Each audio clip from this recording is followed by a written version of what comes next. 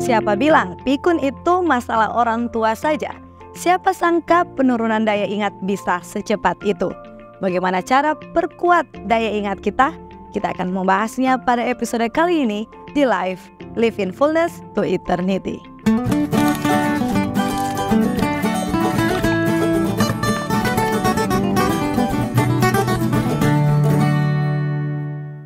Lima tips sehat tingkatkan daya ingat. Daya ingat atau memori tak bisa dipungkiri, ini merupakan salah satu fungsi otak yang penting dalam kelangsungan hidup kita.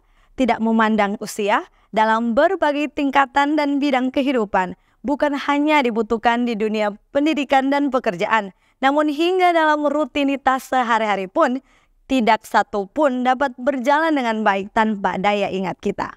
Dan jangan salah, gangguan daya ingat tidak mutlak terjadi saat lanjut usia terbilang 60 tahun. Namun otak kita bisa mulai hilang ketajaman ingatan, nalar dan pemahamannya sejak usia 45 tahun. Bahkan lebih mudah tergantung bagaimana kita perlakukan otak kita jauh sebelumnya. Karena ingat, walau memang jadi lebih sering lupa itu wajar terjadi seiring bertambahnya usia, gangguan memori bisa terjadi pada semua usia. Nah, sebelum kita cari tahu bagaimana pertajam daya ingat kita, penting untuk sekilas kita cari tahu secara simpel aja bagaimana si otak kita memproses daya ingat kita. Jadi ada 3 proses utama ya dari daya ingat kita, yaitu encoding, storage, and retrieval. Untuk proses encoding atau pengambilan informasi, faktor-faktor seperti perhatian atau fokus kita, motivasi kita, dan bagaimana konteks penyajian informasinya, apakah jelas ditangkap masuk melalui panca indera kita, itu sangat penting. Dan untuk proses selanjutnya, yaitu proses storage, itu pada dasarnya adalah bagaimana otak bisa pertahankan informasi yang sudah masuk dan mengolahnya di sana. Agar tidak seperti kata orang, masuk telinga kiri langsung keluar telinga kanan. Dan untuk proses terakhir adalah proses retrieval.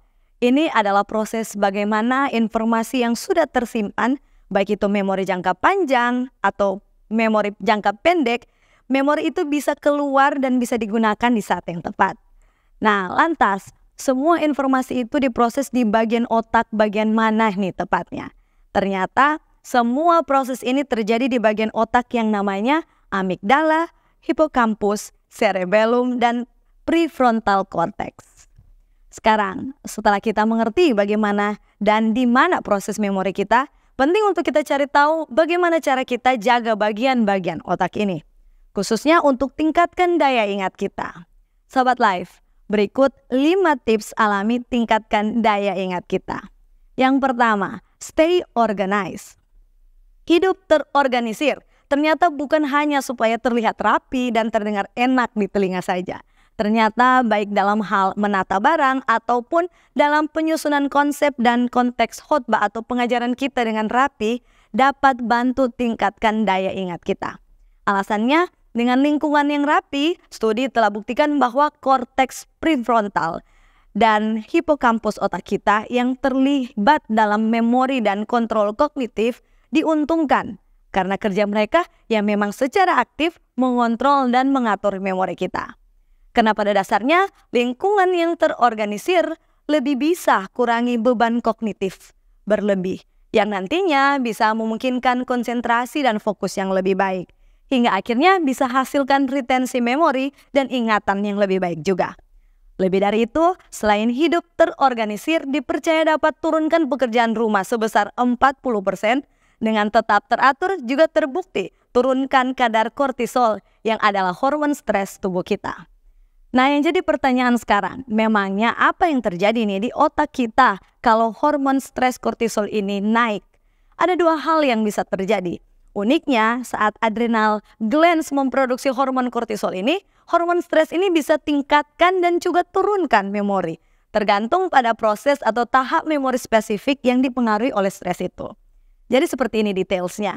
Ketika kadar kortisol meningkat selama pengkodean memori, hal ini dapat tingkatkan pembentukan memori, terutama untuk materi dan informasi emosional yang berkaitan dengan konteks tugas yang penuh tekanan ini. Namun, ketika kadar kortisol naik selama pengambilan memori atau proses retrieval terjadi, justru bisa menghambat ingatan kita.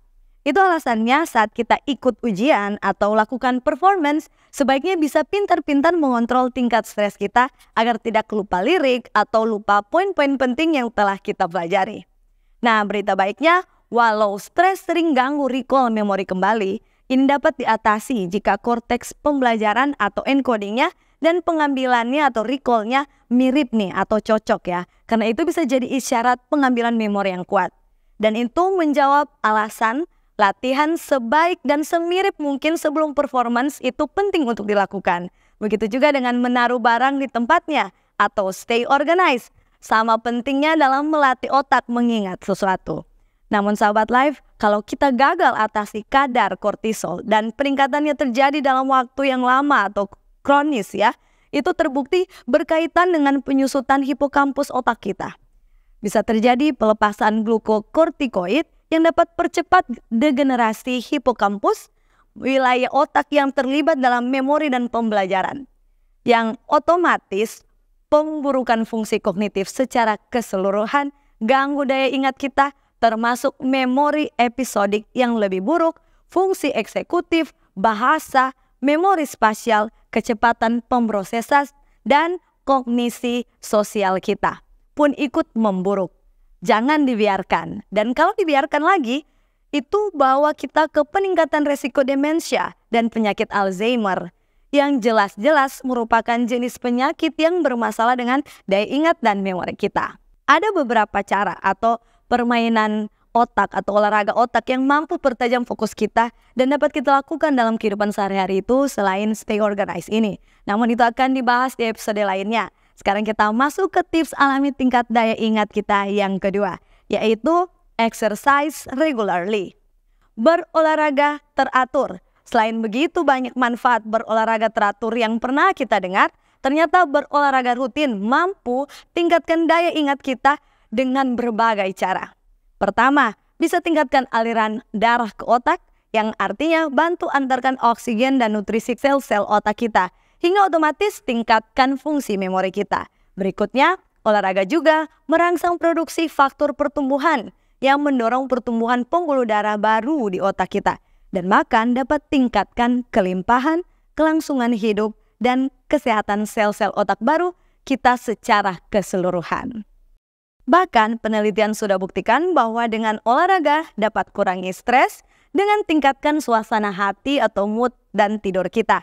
Kurangi kecemasan, bahkan terbukti hasilkan volume prefrontal cortex dan medial temporal cortex yang lebih besar pada orang yang berolahraga dibanding yang tidak, sahabat live. Nah, artinya kurangi hormon kortisol hingga secara otomatis bisa bantu tingkatkan daya ingat, permudah fokus dan recall informasi di otak kita. Lantas, olahraga seperti apa nih yang tepat untuk perkuat daya ingat kita? Ternyata hanya dengan bersepeda, berenang, bahkan hanya dengan berjalan cepat saja yang dilakukan dengan intensitas sedang, minimal 150 menit per minggu, lakukan secara teratur selama 6 bulan saja, hasil peningkatan volume otak untuk memori kita akan lebih besar, yang tentunya lebih tajamkan ingatan kita. Untuk itu, kuatkan niat untuk berolahraga teratur karena hasilnya pasti memuaskan, sobat live. Yuk lanjut ke tips ketiga. Yang ketiga yaitu get enough sleep. Kenapa penting untuk kita tidur cukup, sahabat live? Karena saat kita tidur, khususnya saat terjadi tidur REM, rapid eye movement, ini perkuat koneksi saraf kita, di mana otak kita memproses dan mengkonsolidasi ingatan kita.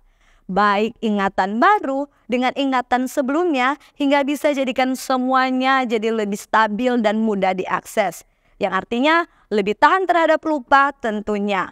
Bahkan penting nih bagi kita ketahui, khususnya bagi para pelajar. Dr. Matthew Walker sebutkan bahwa ternyata tidur di malam sebelum belajar penting untuk bantu persiapkan otak kita dalam pembentukan awal ingatan. dan tidur di malam setelah belajar juga sama pentingnya untuk bantu menyimpan dan perkuat informasi baru tersebut ke dalam arsitektur otak kita, hingga kita cenderung untuk tidak akan melupakannya. Sebaliknya, jika gagal penuhi kebutuhan tidur kita, penelitian sebutkan itu bisa menurunkan kemampuan belajar kita sebanyak 40%. Wah, hampir setengah ya Sahabat Life. Bahkan katanya gangguan tidur yang sebabkan kantuk berlebihan di siang hari seperti narkolepsi dapat sebabkan hilangnya ingatan kita. Jadi bagi pelajar, ingat ya, untuk nilai yang baik butuh tidur yang cukup. Nah sekarang apakah manfaat tidur ini masih bisa berlaku juga pada orang yang sudah tua bahkan yang sudah mulai pikun? Jawabannya tentu bisa ya Sahabat Life.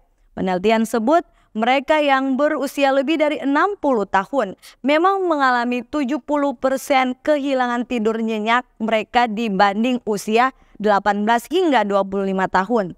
Tapi dengan pulihkan kualitas tidur, itu buka kemungkinan tingkatkan daya ingat pada orang lanjut usia.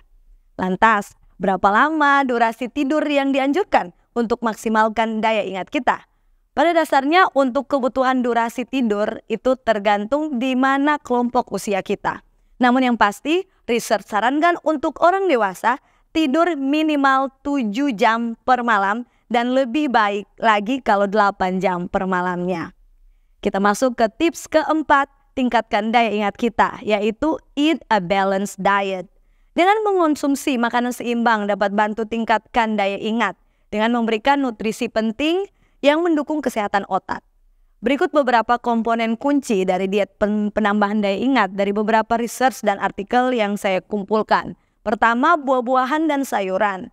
Mengapa? Karena makanan ini dipercaya kaya akan antioksidan, vitamin, dan mineral yang mampu nih untuk lindungi sel-sel otak kita serta tingkatkan kesehatan pembuluh darah. Kemudian gandum utuh juga ya, ini kaya karbohidrat kompleks yang bisa beri pasokan energi yang lebih stabil untuk otak dan folat, vitamin B yang mendukung daya ingat kita. Berikut ikan.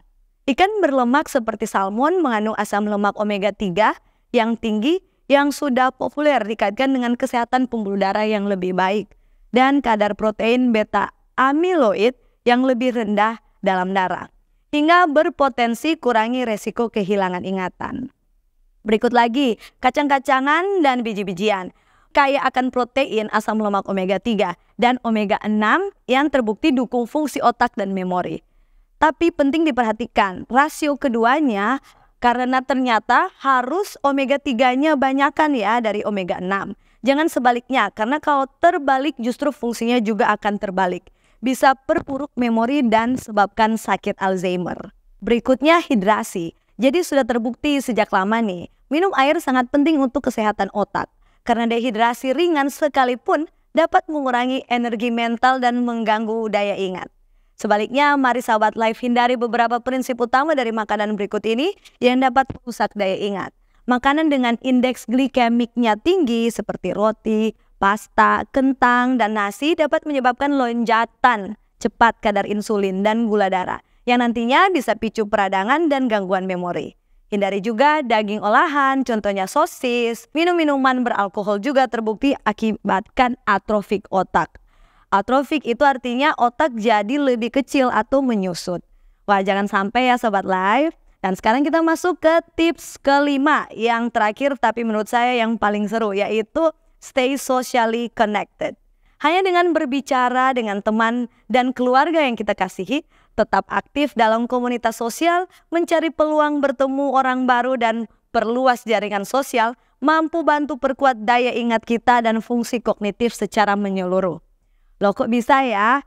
Bisa Sahabat Life, karena dengan keterlibatan sosial ternyata bisa tingkatkan suasana hati dan ciptakan tidur yang lebih nyenyak. Selain itu tentu bisa kurangi stres yang terbukti ada kaitannya dengan resiko penurunan kognitif dan demensia, seperti yang sudah saya jelaskan di awal tadi. Dan kita masuk ke mitos atau fakta. Semakin baik kita bermultitasking, berarti semakin tajam dan kuat otak kita mengingat. Itu adalah mitos. Ada yang katakan, oh saya walau banyak yang harus diperhatikan, saya pinter kok untuk multitasking. bisa kerjakan itu berbarengan. Sahabat Life, ternyata jago multitasking justru bisa membebani otak kita, sebabkan kelelahan mental dan mengurangi kemampuan kita untuk fokus dan menyimpan informasi yang nantinya otomatis menghambat produktivitas kita sendiri. Dengan membatasi multitasking dan fokus pada satu tugas pada satu waktu, kita dapat tingkatkan fungsi kognitif dan daya ingat kita hingga bisa mudah digunakan informasi tersebut di masa depan.